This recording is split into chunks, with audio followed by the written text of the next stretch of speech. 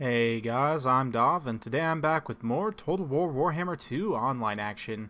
So you can see from WAAAAAAGH the Great Green Prophet here, we are going to be taking the Greenskins facing up against the High Elves once again, one of my favorite matchups for both factions. Definitely a lot of give and take, a lot of fun. So, WAAAAAGH's kit is pretty standard to what you would expect. He's got effigy to get here, Foot of Gork, here we go, Fists of Gork, the Squiggly Beast. He's also got WAAAAAGH's Revenge, of course, and the War Paint. We've also got a Goblin Big Boss bodyguard. In addition, WAAAAAAGH's retinue does consist of the Broken Tusk Mob, who are the best heavy cav unit for the Greenskins. Really the only true heavy cavalry the Greenskins have at 90 armor. These guys also have a 50 charge bonus, as well as a considerable bonus versus the large of 12. Decent combat stats for a unit of their class. We've also got some Forest Goblin Spider Riders to support this mobile force here. Front line is going to be pretty standard for what you would expect from my greenskin builds. Got 4 Gobos up front with triple silver chevrons, making them a decent defensive type melee infantry. We've also got 2 Orc Biggins, one on each flank, to act as the anti-large, kind of anti-cav option. Up in the center, we've got 2 Black Orcs and the Warlord's Boys. Same idea on both these guys, except obviously very different units. Black Orcs have few in number, but very heavy armor, huge weapon strength, at 50 total weapon strength, 36 armor piercing. Excuse me. They also have a 30 charge bonus, which is considerable for a melee infantry, and, you know, they don't have the best combat stats, but immunity to psychology and that weapon strength makes them very formidable. The Warlord's Boys are here to sunder armor. They have 32 attack and 36 defense, which is pretty decent, honestly. The minus 30 armor helps them trade more effectively against armored infantry, and they're great for supporting non-AP infantry like these goblins, for example.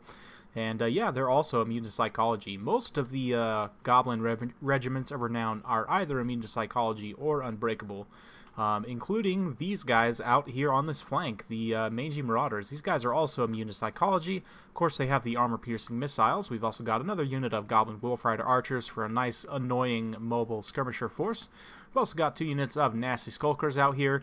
Skulkers are one of the better toolkit units that the Greenskins have. They're, you know, somewhat poor combat stats are made up for by these 2 special abilities here. First being the Smoke Bomb. This is the one most of you are probably familiar with. It is not quite a hard snare, but minus 76% charge speed and regular speed is huge. If you know you can catch a heavy cavalry or large monster with this, you can pin them, you know, near to you and allow them to do a lot of damage.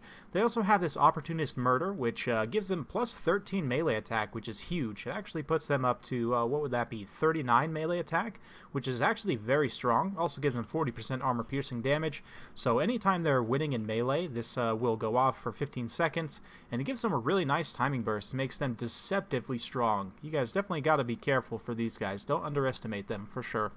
For my opponent's build, he's got a very strong infantry army. He's got, in the center, 3 White Lions with 2 Sword Masters of Hoeth, a Phoenix Guard, 3 units of Archers, 2 Spearmen. He's got 1 unit of Dragon Princes, a Noble on a Horse, which gives him anti-large armor-piercing damage very, very fast. He's going to be a great bodyguard to this guy over here, Techless. Looks like he's carrying Nets of Amantok as well as Flock of Doom. So simple stuff, and looks like things are just about ready to kick off in this mainline engagement. So let's go ahead and grab some of that beautiful cinematic action as the Gobos go ahead and interrupt the charge of the High Elves here. Then we're going to be bringing up the second line of the Biggins and the Black Orcs, as well as the Warlord's Boys, of course, to do the armor-piercing damage. The Hog Squad's going to be coming in, and all kinds of spells going off, so let's go ahead and slow it down for just a minute here. Unfortunately, I didn't have the charge order correctly pathed on the Hog Squad here, so they're not really going to get that great of a charge on these White Lions here, but a beautiful overcast Flock of Doom hitting quite a few of my troops here in this smaller circle. The larger circle is actually me casting Here We Go, which is basically a castable WAAAAAGH. Going to give all these troops here in this pocket plus 44 melee attack, so you can see 76 melee attack on these Warlords Boys, 67 on the Goblins, 80 melee attack on these Black Orcs, which is going to allow them to make very solid contact despite the 48 melee defense of the Swordmasters of Hoeth, which is very, very strong for a unit of this class. You know, usually they'll have relatively low melee defense, but Swordmasters with that martial prowess are very strong. Yeah, so going to be very nice to help out in that situation with that. Here we go. Meanwhile, in the main line, or I guess not the main line fight, this flank engagement here, we've got the nasty skulkers on a nice charge into these high elf spearmen. They'll be able to do a surprising amount of damage here, and we're also getting this other unit of skulker to come up and around, get on this archer. Since the Phoenix Guard, you know, these elite tier halberds are coming in, we're going to pull away the hog squad so they don't get caught out by them too bad. This unit of Biggins did get smashed by those dragon princes, unfortunately. So we need to do something about these dragon princes, so I'm going to go ahead and pull a bit of a ruse here, pulling up with these archers to do some firing on them, and then we're immediately going to path in a charge on these high elf archers here with the goblins. And what this is going to do is pull these dragon princes away from that mainline engagement, which then allows me to hit them with this effigy to get, pinning them in place, and just watch as the template pops up. And yes, indeed, my favorite thing about Total War Warhammer 2, or one of them at least, boom, there it is. Man, just smashing those dragon princes with that foot of Gork. You can see the unit is pretty much gone after that. We've also been able to break through the front line with the hog squad. Going to be getting on this unit of archers here. The other unit of archers on the far side is getting beat up by nasty skulkers. Teclis is trying to support over here, but he really just doesn't have the stats to stand in here and be able to dish out, you know, huge splash damage to a unit of infantry like this. Likewise, underneath the effects, if we go ahead and slow it down for just a moment here, we can see these nasty skulkers are actually under the effects of the opportunist murder. And again, 39 melee attack with 31 weapon strength, 25 of that being armor piercing. It's quite considerable. Teclis is going to have to be careful. He'll take a lot of damage from these nasty skulkers. Like I said, deceptively high amounts of damage. Immediately going to be ping-ponging with the hog squad over to this second unit of archers, and throughout the infantry engagement here, you know, things were relatively against us with the Flock of Doom and just the eliteness of the high elf infantry, but all things said and done, we've been able to trade somewhat evenly, and then because I was able to kind of win this backline phase, it's put me in a very good position. You can see the balance of power starting to shift more and more in my favor. We're going to path the rest of the hog squad to just chase off what's left of these dragon princes. I don't want them coming back in the fourth quarter and potentially getting a devastating rear charge, which, you know, they can, even a tattered unit of cavalry like that. But yeah, you can see Teclis actually being routed off by these nasty skulkers here. The wolf squad is having no issues just staying out in front of these spearmen, and yeah, we're just going to be continuously firing away at them, not taking too much damage from these archers either at the moment. So since we're trying to pull away with the hog squad over here, I'm pathing up these black orcs to try and chase these Phoenix Guard. Unfortunately, the White Lions are doing a good job of bogging them down here, but it does look like the Phoenix Guard are going to turn their attention back onto these Black Orcs since they have no hope of catching my Hog Squad here. So with that, once I notice that, I'm going to go ahead and just turn in for a rear charge here with the Hog Squad. These Broken Tusk Mob are going to get that Fists of Gork here to give them magic attacks, to be able to punch through the physical resistance that the Phoenix Guard have. Of course, it also gives them really good combat stats with that Fists of Gork. 56 attack and 53 defense means they'll be able to make solid contact even in sustained melee. Excuse me. So, yeah, Warzag's coming back in here. You can see the Noble's trying to do his best, but the Warlord's boys and these Gobos are doing a nice job of beating him up. The Wolf Squad's been doing a good job of just staying out of range, just continuously picking away, keeping my opponent honest, keeping these Spearmen from supporting anywhere else in that mainline fight. And Teclis has come back from routing. He's very beat up, though. But you can see the High Elves have won a few pockets. You know, they've still got these troops here. But balance of power is very heavily in my favor. And since Teclis is caught out here all by himself, we're going to drop that effigy to get to freeze him in place and then bring the Hog Lord over to deal the final blow. So here we go. Bam! There it is. Man. Warzag's one of the coolest lords in the game, I gotta say, and just knocks Teclis right off his horse there.